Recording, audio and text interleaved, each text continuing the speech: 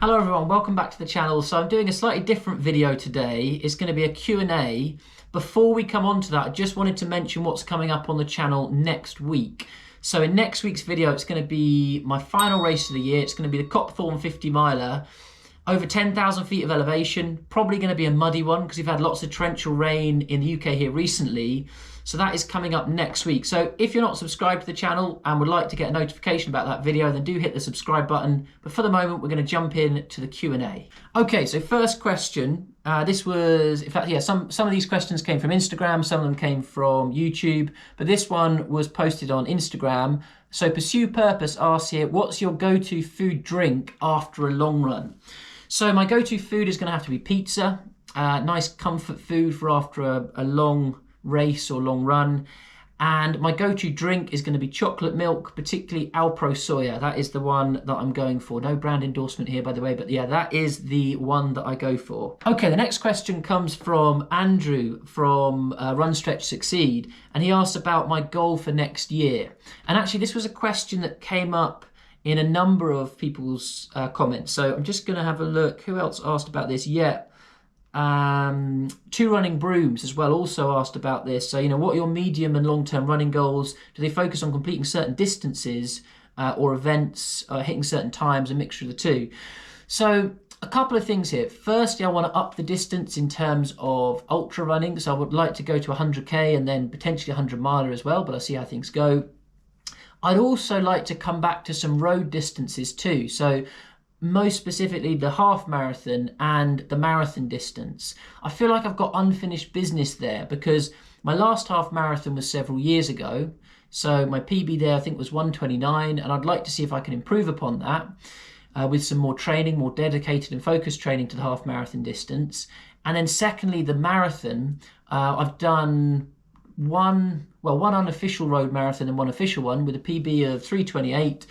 But with my training blocks, when I look back at them now, I think to myself, I could have done more mileage, I could have had more intensity, more strength training. So I just feel like I could go back and do it much better. So yeah, the half marathon and the marathon distance would be two road distances that I would like to have as running goals. The difficulty is that I don't like running on roads for huge periods of time or doing the majority of my running miles on road. So I know that I would need to, if I was going to do a half marathon, dedicate a good bit of time to road running, which at the moment is not really what fires me. What fires me most is trail running. But I do want to come back to it at some point. So those are really my key goals. Okay, so the next question, a couple of people asked about this. So dream race. Gareth Jones here, fellow local runner, said, what would your dream race be if money was no object? Chloe Hamard also asked here about, have you got any dreams of doing like international races, UTMB, Leadville, etc.? So yeah, I would love to do one of the UTMB races. That would be first on my list. So one of the Ultra Trail du Mont Blanc races around the mountains, that would be great.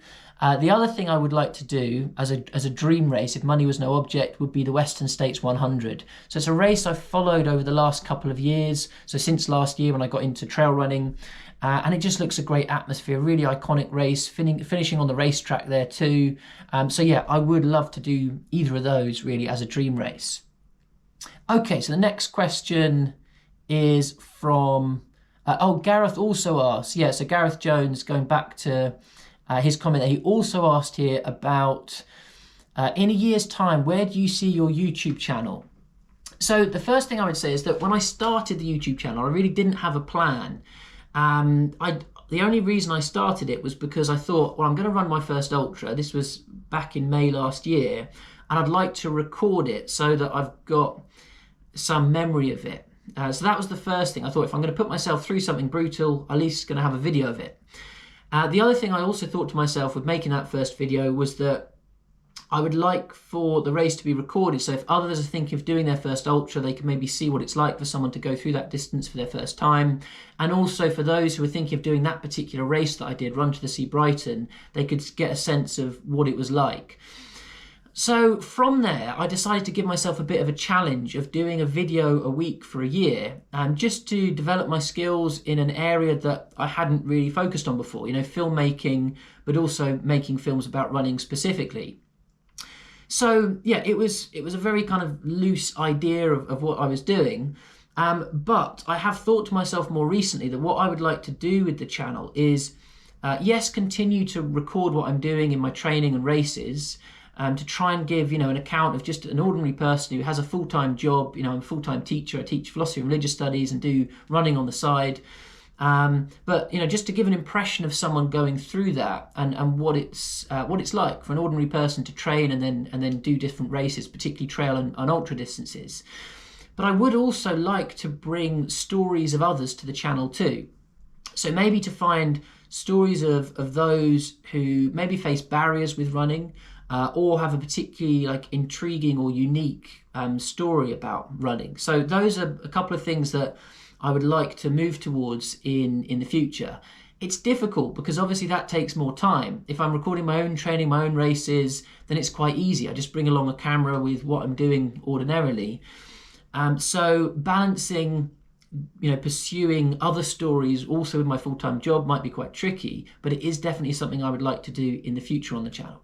So the other question that Gareth asked there was about my beer of choice for the Ale Trail. So the Ale Trail is a race that's coming up next year by Multisport Management. My friend Graham is going to be organising it. So Carla and I did a recce of that route last week.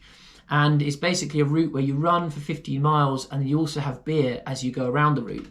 So my beer of choice is going to be this one. It's a non-alcoholic beer. It's Freedom is the name of it. So Freedom. And I would go for this because I don't really tend to drink alcohol too much. I probably have it maybe 3 or 4 times a year maximum. So yeah, I would go for a non-alcoholic beer, and I imagine it would probably also give me an advantage over all of those who are downing alcoholic pints as they're going around the Ale Trail. So that would be my choice. Okay, next question. Ian from I Run Daily asks, if you couldn't run, what sport would you focus on? Would you rather... Oh no, sorry, that's the next question. So the sport I would focus on would probably be open water swimming, which I enjoy doing every so often here in the sea in Brighton, and other places I visit when I get the opportunity. So swimming. The other one might be a surprise answer here, and that's boxing. So a few years ago, I was actually for about a year going along to boxing training, doing sparring, skipping, pad work, all of those things. So yeah, I'd probably go back to it. It was very exhilarating. You get a good adrenaline burst from it, and it's something different. It can be quite challenging. It works the body all round when you're doing the training for it. So yeah, probably those two, swimming or boxing. Ian also asked, would you rather be in the top 5% of 5K runners or the top 5% of 100-mile runners, and why? So I would rather be in the top 5% of 100-mile runners, and the reason for that is because I see ultra running generally as it's a broader set of skills. It's not as pure a form of running as 5K running. And I like that part of it. I like the tactical side of running ultras. Not that I've run 100 miles yet, but I like having to think about, fueling. Also trying to think about how can I adjust to make myself most comfortable. Thinking about pacing very carefully. And of course you have to do that with 5K running too, but you have to kind of think about it differently with the other element of the hills with ultra distances.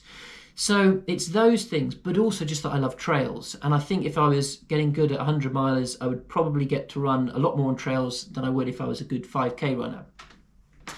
And then the final question that Ian asked was about, would you rather run 50 miles with no socks or with soaking wet shorts, and why?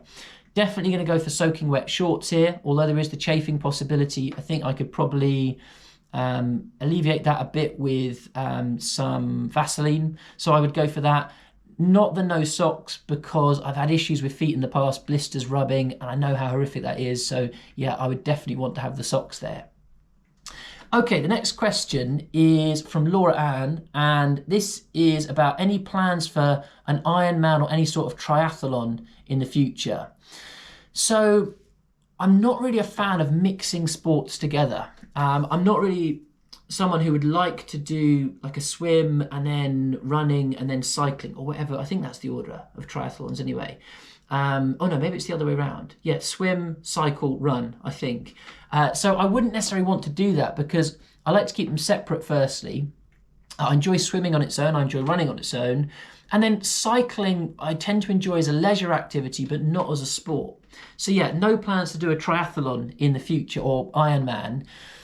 And then Laura Ann also asked about what sort of strength training are you doing each week and has it changed whilst training for your ultra? So it's largely stayed the same. I do 2 strength and conditioning sessions a week. And one of those is 20 minutes focusing on ankles and knees. Things like lunges, side lunges, squats, those types of things. And then the other one is getting the heart rate going a little bit more, and it's focusing on core, agility, and those types of exercises, press-ups, sit-ups. And I'll post a couple of videos that I use below as well. So if you want to see generally what my strength training looks like, then I'll pop the videos that I often use below. Okay, so the next question comes from Ben Smith, and actually this links into the question Laura Ann asked as well. The Ironman triathlon or the OM, which would you choose and why? The OM I actually had to look up, so I didn't know what that was, but that stands for the Original Mountain Marathon. And it's a 2-day event that involves orienteering and map reading. So I would definitely go for the OM, mainly for the reason I mentioned before, like I like trails, but also that I don't tend to like mixing sports, and therefore I wouldn't be up for a triathlon. Mark G from the test run, he asks about chafing and blisters. So do you ever suffer with blisters or chafing, and how do you deal with them? Yes, I've had chafing issues in the past. They're not very nice. And the way that I tend to deal with them is in a couple of ways. Firstly, Vaseline. So I know that there's lots of kind of like high-end products out there for anti-chafing, like Body Glide, those kinds of things. But I just go for bog standard Vaseline, rub it in all the places where you might get chafing. On my feet, I tend to rub it on the side, so not on the bottom, because obviously that's going to lead to your feet slipping all around your shoe, and it's not something you want in a race or a long run. So I tend to rub it on the bits that I know get blisters, the big toe, the little toe, sometimes a little bit at the front. So that's the first thing, Vaseline. Secondly, to make sure you've got very good running underwear. And I actually just go for Decathlon's running tight shorts. So they have tights that are shorts, but I wear those as my running underwear, and I found that works really well. Secondly, Mark asks about, have you any brightly coloured running clothes? So I know that in most of my videos, I tend to wear very dark clothes. In fact, as I am now, I'm kind of living up to the stereotype here.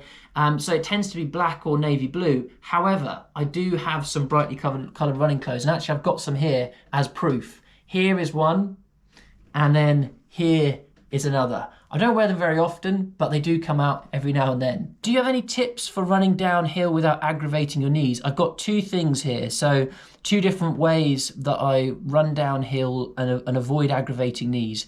I'll cut to those here in a moment. So one's for running fast downhill and one's for running slow downhill. So here they are.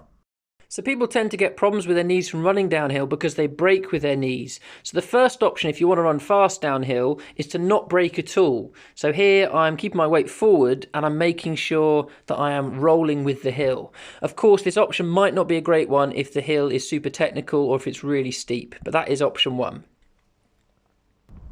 Option 2 then is if you want to run slowly downhill, and this is more of a shuffle. So here I'm using the friction between my shoe and the ground to essentially slow me down as I'm going down the hill. So the final thing Mark asks is, would you rather shave off all your hair or have a moustache permanently? I'd rather shave off all my hair, I think. I'm not into moustaches. And I have shaved off all my hair before, so when I went to Southeast Asia for 6 weeks when it was very hot, and it was actually really comfortable. So yeah, I would go for shaving off the hair completely. Okay, the next question comes from Bev. In fact, Bev asked a number of questions here. One was about motivation, and Neil also asked a similar question on motivation. So motivation, what motivates me for running, first and foremost, is just feeling mentally and physically good. And if I don't run for a number of days or a week, then I just feel out of sorts. I don't feel quite right. I need to get out in the fresh air and I need to exert myself. So that's the first thing that motivates me. The second thing is really a desire for continuous self-improvement, to have a sense of, like, here's some goals that I'm moving towards and achieving. And I like to have that as a general theme in life, I suppose, that I also enjoy writing. I enjoy making music as well. So I like to feel that I'm doing things, achieving goals, and that's the case with running as well. If I'm finding myself flagging and I think to myself, oh, I'm not sure if I want to go out training or running, as I did recently a couple of weeks ago, I had a bit of a dip with my training, then I tend to remind myself that I've overcome barriers before. I've done races when I didn't feel great. I've pushed through times when I wasn't feeling particularly good. And also, I remind myself of the fact that when I get out running, I tend to feel good once I'm out there, even if I don't feel good in the lead up to it. The other thing that I also try to remind myself is that running is an immense privilege, and it's not something that everyone can do. So I should take advantage of that privilege. That's the other thing that keeps me motivated. Bev also asked there about stomach issues. So have you had fueling and stomach issues? How have you overcome them? So mainly through trial and error, trying out what works for me over time, keeping to quite plain foods. I like potatoes, rice cakes, sandwiches I tend to go for, crisps. So those things, real food rather than gels. Gels don't tend to sit too well on my stomach. And also in terms of the liquid nutrition I take, Active Root I found is really good because it's largely ginger flavored. So it means that it's kind of helping ease the stomach. And then also Tailwind I find works well on my stomach as well. I go for the lemon flavor, nice and neutral. If I have issues in a race, like if I have really serious stomach issues, I'll try and go back to just very plain foods. And also to go back to water and just liquid if my stomach isn't taking any solid. So that's how I tend to play it. Bev also asked there, what have been some of your top all-time favorite shoes and why?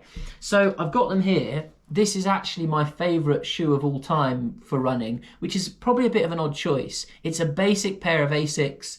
They cost me about 50 quid. It's the Gel Excite 7s, but they've just gone the distance. I've got 1,000 kilometers out of them. They're a road shoe, as you can probably tell, rather than a trail shoe. But I did my first marathon in them. I did my first ultra in them. They're not designed for that. I've done some fairly technical stuff in them too. So I've really put them through their paces and used them for things that they're not designed for, but they've stood up. They still feel really comfy. The cushioning is going ever so slightly after 1,000 kilometers, but I tend to use them to walk in now or just do very easy runs on grass. But yeah, I just love them as a shoe. And this is partly probably an emotional thing as well. I went through my first marathon and first ultra in them. But yeah, I just love them, really comfy as a shoe. So those are my thoughts on the questions. Massive thank you again to everyone who submitted one. It was really interesting thinking about those. If you've got any further questions you want to ask, or if you want to pop your own responses to any of the questions in the comments below, then do. It'd be great to see what you think on them. And I will see you all next week for the Copthorne 50 miler. So have a good week, enjoy your running, and I'll see you all in the next one.